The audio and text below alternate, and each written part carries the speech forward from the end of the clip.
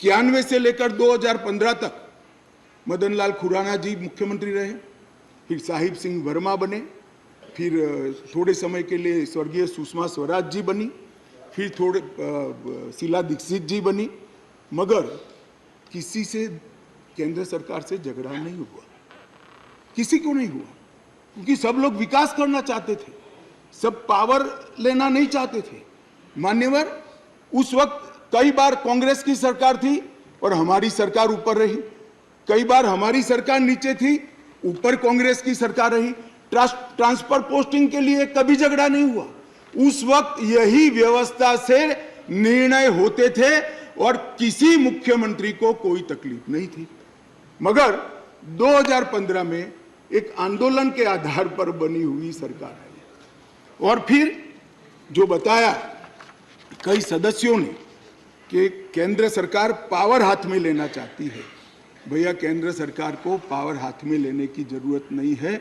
130 करोड़ की जनता की कृपा से हमें पावर भारत की जनता ने ही दे दिया, ये अधिकार हमें भारत की जनता ने दिया और कई राज्यों में, पूर्ण राज्यों में भारतीय जनता पार्टी की पूर्ण बहुमत की सरकार चल रही है, कोई पावर लेने की जरूरत नहीं है। एक बिल हम लाए हैं पावर केंद्र में लाने के लिए नहीं, केंद्र ने दिए हुए पावर पर दिल्ली यूटी की सरकार अतिक्रमण करती है, इसको वैधानिक रूप से रोकने के लिए ये बिल लेकर मान्यवर, शब्दों के श्रृंगार से असत्य को सत्य नहीं बनाया जा सकता। लंबे चौड़े ऑक्सफोर्ड की डिक्शनरी के सुंदर सुंदर अंग्रेजी शब्दों से बोलने से असत्य सत्य नहीं हो जाता है। मान्यवर, मैं सबको बताना चाहता हूं कि कोई भी इसका विरोध करे, अगर सत्य है कि 91 से लेकर 2015 तक यही व्यवस्था चलती थी, इसमें हमने कोई फर्क नहीं किया है। अदालत के फैसले की अवमानना तब होती है तब अदालत ने किसी भी प्रकार का स्थगन आदेश दिया है। इसमें स्थगन आदेश मांगा गया था, अदालत ने दिया नहीं। दूसरी बात, अदालत के फैसले की अवमानना तब होती है जब हम अदालत के फैसले के विरुद्ध कोई बिल लेकर आते हैं। यहाँ अदालत ने अपने फैसले में स्वयं कहा है कि दिल्ली संघ राज्य के लिए देश की संसद किसी भी प्रकार का कानून बना सकती है। और माननीय अध्यक्ष जी, मैं सर्वोच्च अदालत के प्रति अति विनम्रता रखते हुए बताता हूं कि कई फैसले ऐसे होते हैं जो न्याय की कानून की इंटरप्रिटेशन करते वक्त अदालत देती है, मगर आज की जनभावनाओं के अनुरूप वो नहीं पाए जाते हैं। तो इस आज़ादी से अब तक ढेर सारे इतने उदाहरण हैं जिसमें संसद ने अदालत के फैसलों को बदलने के लिए कानून लेकर आए, मगर इसमें तो एक केस भी नहीं है। माननीय अध्यक्ष जी, इस देश की संसद ने कई बार संविधान बदला। अदालत के फैसले की बात छोड़िए, अदालत के फैसले को न्यूट्रलाइज करने के लिए कई संविधान के पैराग्राफ जोड़े गए हैं माननीय अध्यक्ष, और ये संसदीय परंपरा है जिसको अदालतों ने भी स्वीकार किया है। और पहला संविधान संशोधन तो तब हुआ जब पार्लियामेंट भी नहीं बनी थी मान्यवर, कॉन्स्टिट्यूएंट असेंबली ने पहला संविधान संशोधन पारित किया था, तब से संविधान बदलने की प्रक्रिया चली है। और मैं आपको बताता हूं भाई, हम संविधान में बदलाव इमरजेंसी डालने के लिए नहीं लाए हैं। हम संविधान में बदलाव उस वक्त की तत्कालीन राष्ट्रपति की सदस्यता जो चली गई थी, इसको पुनर्जीवित करने के लिए नहीं लाए हैं। और इमरजेंसी डालकर लाखों डेमोक्रेटिक कार्यकर्ताओं को जेल में अरे खड़गे जी सुनिए, मैं धैर्यपूर्वक सुना हूं। कांग्रेस को लोकतंत्र पर बोलने का कोई अधिकार नहीं है। आप क्या बात करते हो लोकतंत्र की? मान्यवर, अब मेरे पास भी एक क्रोनोलॉजी है, जरा उसको धैर्य से सुनना चाहिए। मान्यवर, 11/5/23 को ये अध्यादेश आया और ये फैसला है। फैसला लगभग 3-4 बजे के आसपास घोषित हुआ। उसके बाद में 5:30 बजे फैसला क्या था मान्यवर? फैसला तो ये था कि संवैधानिक खंडपीठ ने एक फाइंडिंग दिया है, ये रेगुलर बेंच के सामने जाएगा, रेगुलर बेंच हियरिंग करेगी और बाद में इस पर आदेश पारित करेगी, तब जाकर फैसला लागू होगा। फैसला तो अभी लागू भी नहीं हुआ है। मगर जल्दबाजी किसको कहते हैं मैं बताता हूं श्रीमान राघव चड्ढा जी। जल्दबाजी इसको कहते हैं कि अभी आदेश तो पारित भी नहीं हुआ था, एक नीति विषयक फैसला लिया जो 2 जजों की खंडपीठ ने सुनकर उस पर आदेश पारित किया जाना था, इसके बाद इंप्लीमेंटेशन होना था।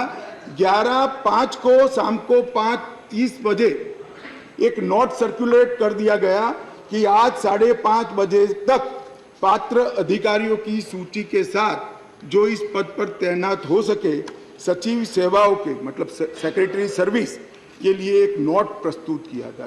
ट्रांसफर करना भी चालू कर दिया। बोले अभी तो खंडपीठ 2 जजों की खंडपीठ का जजमेंट भी नहीं आया और ट्रांसफर करना चालू किया।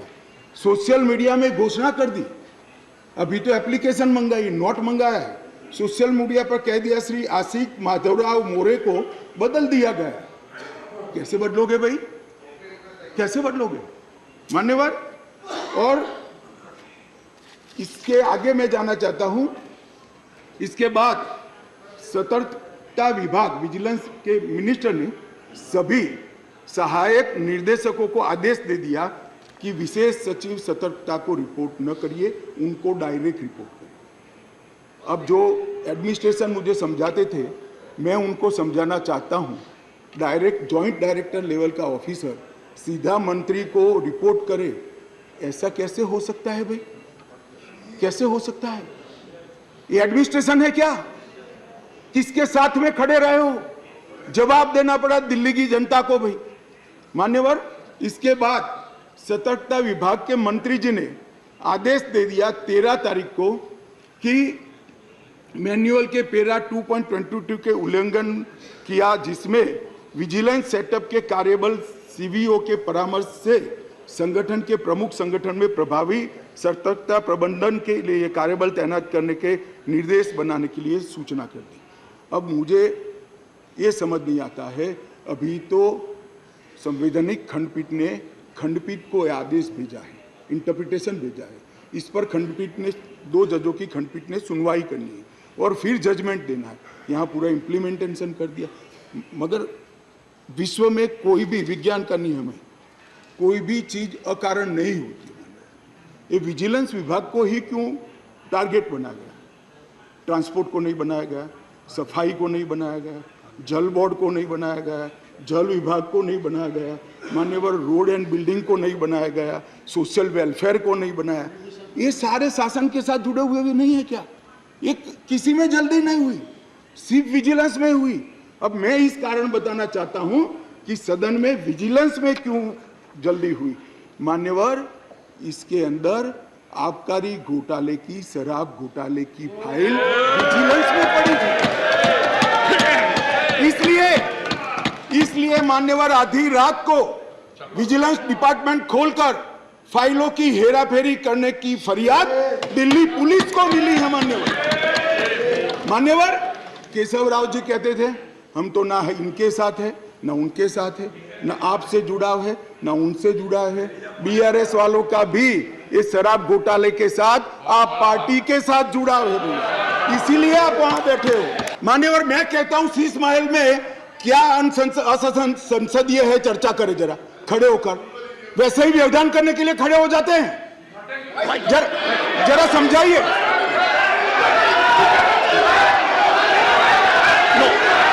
मान्यवर मेरा निवेदन है, मान्यवर मेरा निवेदन है, असंसदीय क्या है इसमें इसकी चर्चा की जाए। ऑनरेबल मिनिस्टर सर, ये आपने पिछली बार भी इस विषय के ऊपर बड़ी गंभीरता बताई थी कि जो थिएट्रिक्स करने का सिलसिला इस सदन में तो माननीय सदस्य करते हैं। अगर इनको हिम्मत है, अगर इनका इरादा शीश महल के ऊपर चर्चा करने का है, तो आप अभी के अभी शीश महल के ऊपर चर्चा करने के लिए तैयार है। हो जाए शीश महल के ऊपर पूरी चर्चा। जो ये शीश महल को ऑब्जेक्ट कर रहे हैं कि इसमें दिए गए सारे प्रावधान ट्रांजैक्शन ऑफ बिजनेस रूल 1993 में पहले से मौजूद है, 93 से है, जो कांग्रेस पार्टी लेकर आई है। हम कुछ नया नहीं लाए, मगर वो रूल्स को मानते नहीं थे, इसलिए रूल्स को एक्ट का हिस्सा बनाया गया है। 93 से रूल्स के हिसाब से दिल्ली चलती है। फुल स्टॉप कॉमा का फर्क नहीं है साहब इसमें। ट्रांजैक्शन ऑफ बिजनेस रूल 1993 जो है, जो कांग्रेस पार्टी ने बनाए थे, उसको ही हम एक्ट में आमेज किए हैं और इसलिए करने पड़े हैं कि एक ऐसी सरकार चुनकर आई जो रूल्स को मानती नहीं है, इसलिए एक्ट में डालना पड़ा। मान्यवर, ये सारे अधिकार जो है, अधिकारों का बंटवारा है, कार्य विभाजन है और कार्य पद्धति है, ये सारी की सारी कांग्रेस पार्टी ने बनाई है। अगर कांग्रेस पार्टी में अंतरात्मा है तो इस बिल का समर्थन करना चाहिए। मैं तो आपकी चीज को लेकर खड़ा हूं, मगर ये नहीं करेंगे, मुझे मालूम है मान्यवर, क्योंकि उनको गठबंधन बचाना है,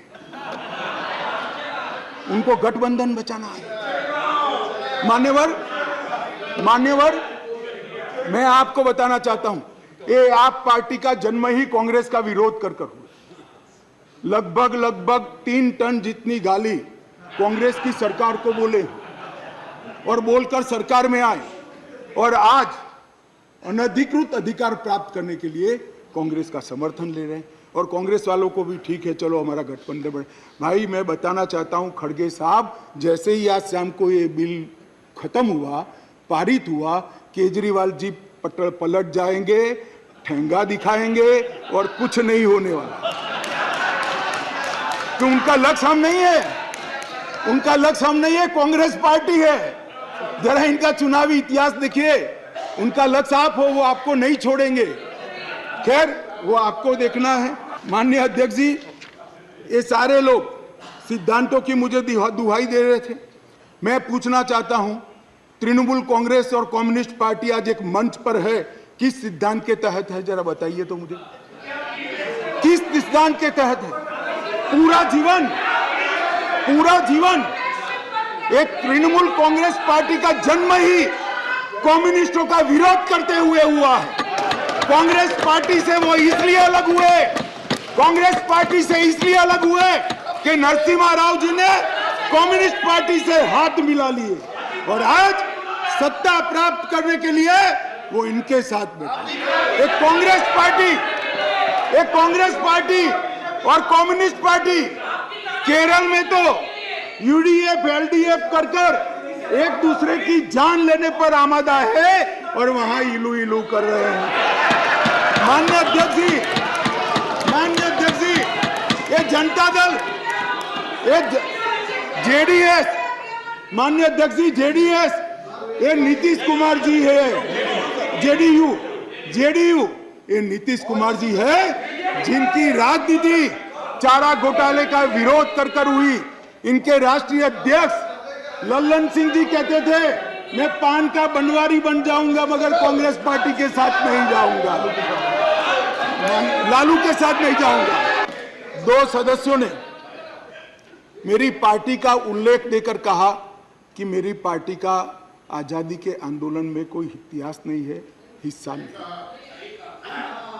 सुनिए, मगर मैं उनके एक व्यवहारिक जनरल नॉलेज पर क्वेश्चन उठाना चाहता हूं कि जो व्यक्ति का, मतलब इंस्टीट्यूशन के नाते कहता हूं, जो पार्टी का जन्म ही 1950 में हुआ हो, वो आजादी के आंदोलन में कैसे हिस्सा ले सकते हैं भैया?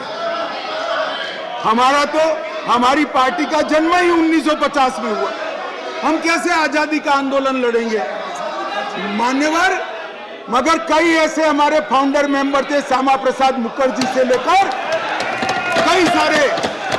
आज बंगाल अगर भारत में है तो श्यामा प्रसाद मुखर्जी के कारण है, और अगर आज कश्मीर भारत में है तो श्यामा प्रसाद मुखर्जी के कारण। और मान्यवर, ये कह रहे थे ये नागपुर से इशारा आता है, नागपुर से। ठीक है भाई, चलो 1 सेकंड के लिए मेरी बात मान लो, नागपुर से इशारा आता है, आपकी बात को मैं मान लेता हूं, मगर नागपुर तो भारत का हिस्सा है, रसिया या चीन नहीं है। आपकी पार्टी तो रसिया और चीन से इशारा लेती थी। मान्यवर, ये मुझे क्या कह रहे हैं?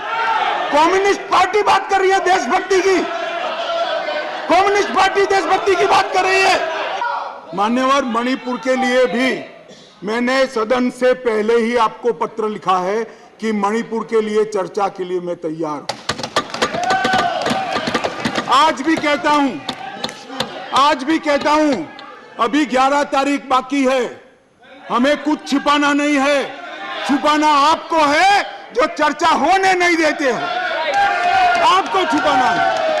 और मैं कहता हूं मान्यवर, 11 तारीख को चर्चा खड़गे जी कह दे, मैं कहता हूं इसी तरह से सुन नहीं पाएंगे मान्यवर, नहीं सुन पाएंगे, और इसीलिए मणिपुर पर चर्चा करने के लिए तैयार। मान्यवर,